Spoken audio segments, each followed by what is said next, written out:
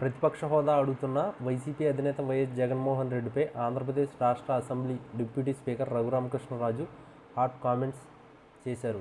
జగన్ చంటిపిల్లోడని, చందమామ కోసం మారం చేసినట్టుగా ఆయన చేస్తున్నారని సెటైర్లు గుప్పించారు. జగన్ 60 రోజులు అసెంబ్లీ సమావేశాలకు రాకపోతే ఆటోమేటిక్గా డిస్క్వాలిఫై అయిపోతారని ఎద్దేవా చేశారు రఘురామ. ఈసారి జరిగే అసెంబ్లీ సమావేశాలకు జగన్ రాకపోతే పులివెందుల అసెంబ్లీకి బై ఎలక్షన్స్ వచ్చే అవకాశం ఉండవచ్చని చెప్పుకొచ్చారు. ఇవాళ పశ్చిమ గోదావరి జిల్లాలో రఘురామ పర్యటించారు. ఈ సందర్భంగా రఘురామ మీడియాతో మాట్లాడారు. ఎమ్మెల్యేలు శాసనసభ సమావేశాలను బహిష్కరిస్తే ఆ పదవికి అర్హత లేనట్టుగానే భావించాలని పేర్కొన్నారు. వయసులో పెద్దవాడిగా శాసనసభ ఉప సభాపతిగా సమావేశాలకు జగన్ రావాలని కోరుతున్నానని అన్నారు. ఈసారి జరిగే అసెంబ్లీ సమావేశాలకు రావడానికి జగన్ సిద్ధమా అని ముఖ్యమంత్రి చంద్రబాబు నాయుడు సవాల్ విసిరారని, ఆ సవాల్ను జగన్ స్వీకరించారని సూచించారు. వైసీపీ గెలిచిన 11 స్థానాలకు కూడా బై ఎలక్షన్స్ వచ్చే అవకాశాలున్నాయని రఘురామ కృష్ణంరాజు పేర్కొన్నారు.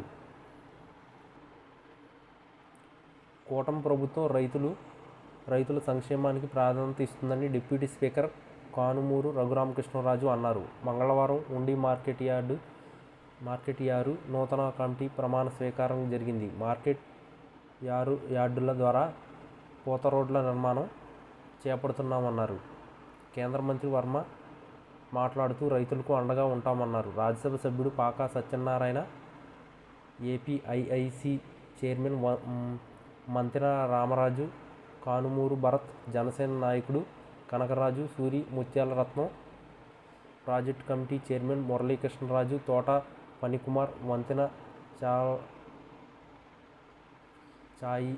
చాయి లక్ష్మీరాజు, మండల టీడీపీ అధ్యక్షుడు కార్యమేర రాగరాజు తదితరులు పాల్గొన్నారు. Market committee chairman Kalidindi Ramakrishna Raju, YS చైర్మన్గా ఎడవల్లి వెంకటేశ్వరరావు, సత్యవతి, ఆర్కేపల్లి నాగలక్ష్మి, శ్రీశైలం లక్ష్మీపార్వతి, బండి నాగరాజు, కమిలి వెంకట శివరామకృష్ణరాజు, గొర్ల లక్ష్మణస్వామి,